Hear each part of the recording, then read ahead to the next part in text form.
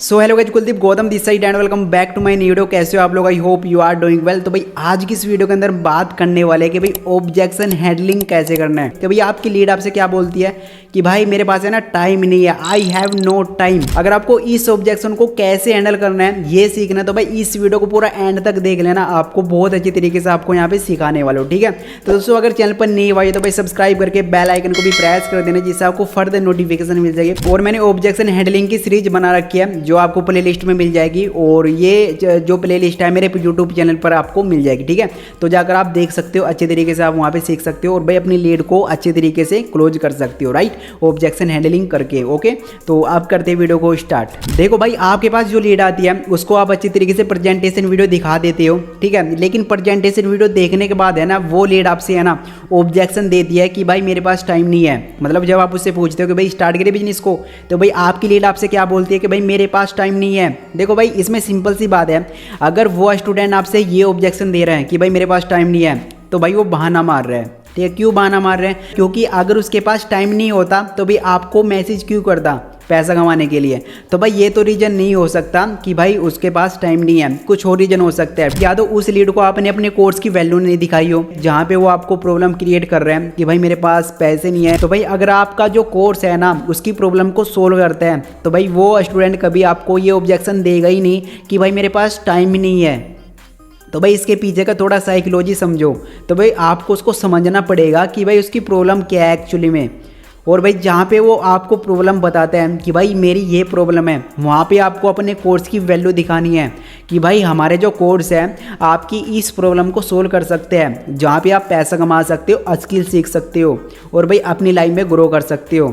तो भाई अच्छे तरीके से आपको अपने कोर्स की वैल्यू दिखानी है लीड को। ऐसे नहीं कि भाई ये इतने कोर्स है, इतने का है, इतने लेने के लिए आप इतने दिन में ऐसा पैसा कमा लोगे। वो बंदा आपसे सीखने की बात कर रहा है और आप उससे पूछ रहे हो कि भाई कितना पैसा कमाना है, तो भाई मैच नहीं मिलेगा ना। जो भी वो आपसे बोलता है कि भाई मुझे सीखना है या फिर मुझे पैसा कमाना है, उसी को लेकर के आपको पिच करना है कोर्स को, ठीक है।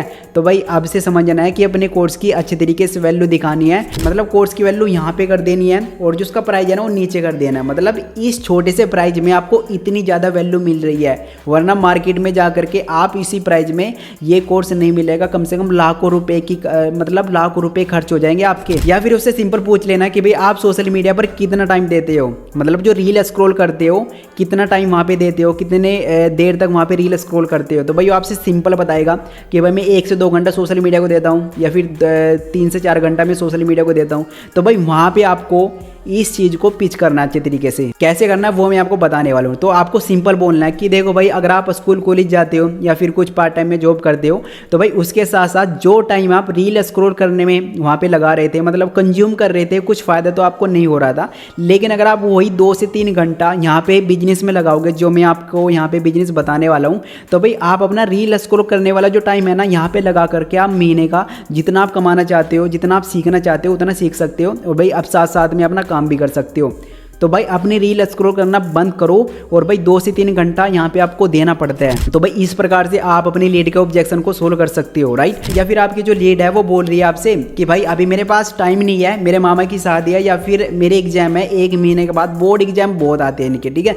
तो भाई इस ऑब्जेक्शन को भी कैसे हैंडल करना है, उनसे सिंपल बोल देना है कि भाई देखो अभी आपके पास 1 महीने बाद एग्जाम है, तो भाई अभी आप स्टार्ट कर सकते हो, काम आप बाद में कर लेना, धीरे धीरे आप इसको स्टार्ट कीजिए। मतलब अभी स्टार्ट कर लो और काम आप बाद में भी कर सकते हो जैसे आपके एग्ज़ाम ख़त्म हो जाएंगे, वरना ये जो कोर्स है ना, ये जो अपॉर्चुनिटी आपसे निकल जाएगी, दोबारा नहीं मिलेगी।